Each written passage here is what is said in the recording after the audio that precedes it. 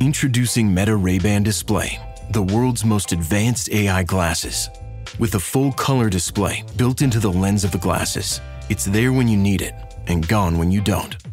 Send and receive messages, translate or caption live conversations, collaborate with Meta AI, and more. Be one of the first to try Meta Ray-Ban Display. Visit meta.com/Meta Ray-Ban Display to book a demo and find your pair.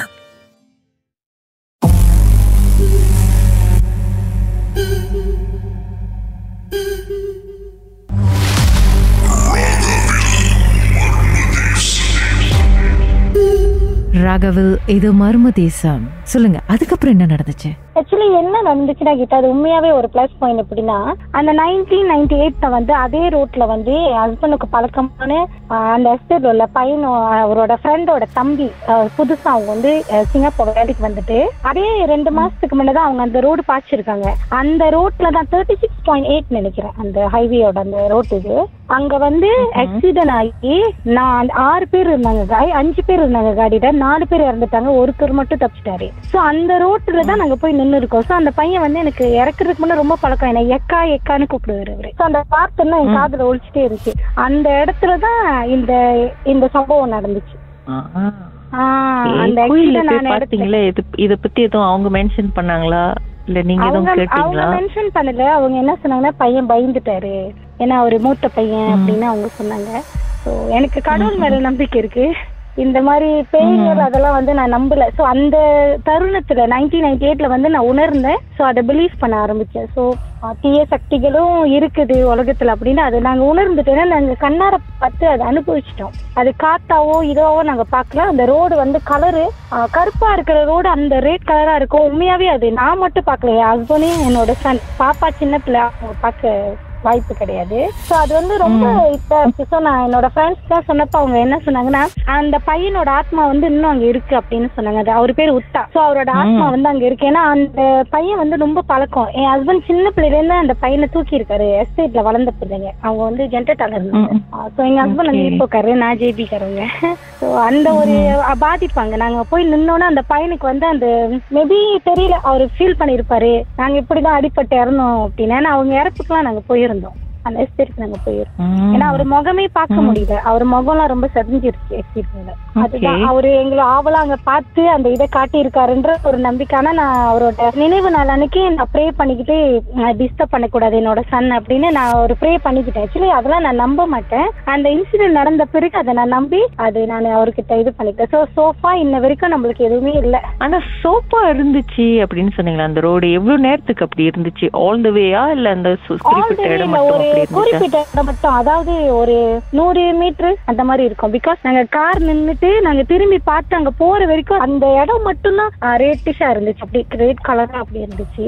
So அதுதான் அவர் அந்த அடி. அப்பதான் நாங்க போயிட்டு கொஞ்ச நாள் சென்று தான் அந்த பேப்பர்ல நாங்க பார்த்தப்ப அவரோட அண்ணன் சொன்னாரு இந்த மாதிரி இது உத்தா அடிப்பட்ட இடம் அக்கா. சோ அதுதான் வந்து காட்டி இருக்காங்க. அப்பதான் நாங்க கணக்க பாக்குறோம் 36.8 2 தெரியல, ரொம்ப நாள் ஆச்சா, கொஞ்சம் மறதியா இருக்கு. சோ அந்த இடத்துல கணக்காவே அங்க நின்னது வந்து அதுதான், வேற எதுவும் இல்லை.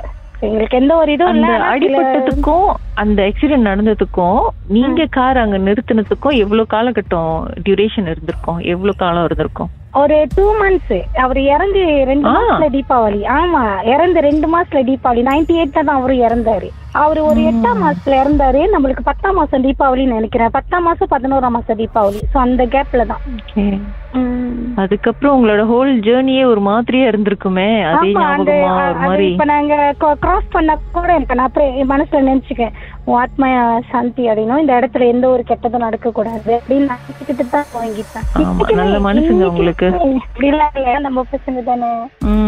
இப்போ வளர்ந்து பையன் பெருசா அவன பிறகு இந்த கதையை சொன்னதும் அவரு என்ன சொன்னாரு? அவரு என்ன சொல்றாருன்னா அந்த ரோடு ரேட்டா இருந்தது ஞாபகம் இருக்கு. அவர் என்ன நினைச்சுக்கிட்டாரு, அவர் தடிக்க போறப்ப அந்த ரோட்ல வந்து யாரோ கலர் பண்ணிருக்காங்கன்னு நினைச்சாரு. அப்ப இப்ப அதை சொல்லி சிரிச்சுக்குவாரு. அவரு சொல்லிக்காரு, மம்மி ஐ திங்க் யாரோ அங்க கலர் பண்ணிருக்காங்க அப்படின்னு சொல்லுவாரு. அது கொஞ்சம் நாங்க அந்த கிராஸ் பண்றச்சு நாங்க அதை அந்த கண்டிப்பாவே இத்தனை வருஷத்துல நாங்க அதை பேசிட்டு தான் கிராஸ் பண்ணுவோம். more than 20 years ஆச்சு. நாங்க எப்பயுமே தீபாவளிக்கோ இல்ல சம்டைம் ஏதாவது மாமி எல்லாம் பாக்குறது போறதுக்கு அந்த கிராஸ் பண்ணோமா நாங்க அதை பேசிக்கிட்டு தான் போவோம். நாங்க 4 பேரும். மறுபடியும் ரெட் ஆகாம இருந்துச்சு அந்த ரோடு உங்க கண்ணுக்கு? இல்ல அந்த ஒரு வாட்டி தான். கால் பண்ணி உங்களுடைய எக்ஸ்பீரியன்ஸை ஷேர் பண்ணதுக்கு ரொம்ப நன்றி. Take care. ரொம்ப நன்றி கீதா, உங்கள்கிட்ட பேசுனது ரொம்ப சந்தோஷம். உங்க சேவை வந்து நிறைய நிறைய நிறைய வருஷம் தொடர்ந்துகிட்டே இருக்கும். உங்க வாழ்க்கையிலும் நடந்த அமானுஷமான அந்த சம்பவத்தை எப்படியாவது என்கிட்ட சொல்லியே ஆகணும்னு அவளோடு காத்துட்டு இருக்கீங்களா? எங்களுக்கு நீங்க வாட்ஸ்அப் பண்ணலாம் 01491333333. உங்க பெயர் அதுக்கப்புறம் #MD அப்படின்னு டைப் பண்ண மறந்துடாதீங்க. கடந்த வாரங்களின் கதைகளை மீண்டும் நீங்க கேட்கணும்னு நினைச்சீங்கன்னா ஷாக் ஆப் வாயிலா கேட்கலாம். SYOK செட்டிங்ஸ் லாங்குவேஜ் தமிழ்னு செலக்ட் பண்ணுங்க. சர்ச் ஐகான்ல மர்ம தேசம் அப்படின்னு டைப் பண்ணுங்க. ஷாக் காஸ்ட்னு கிளிக் பண்ணீங்கன்னா எல்லா கதையும் அங்கதாங்க இருக்கு.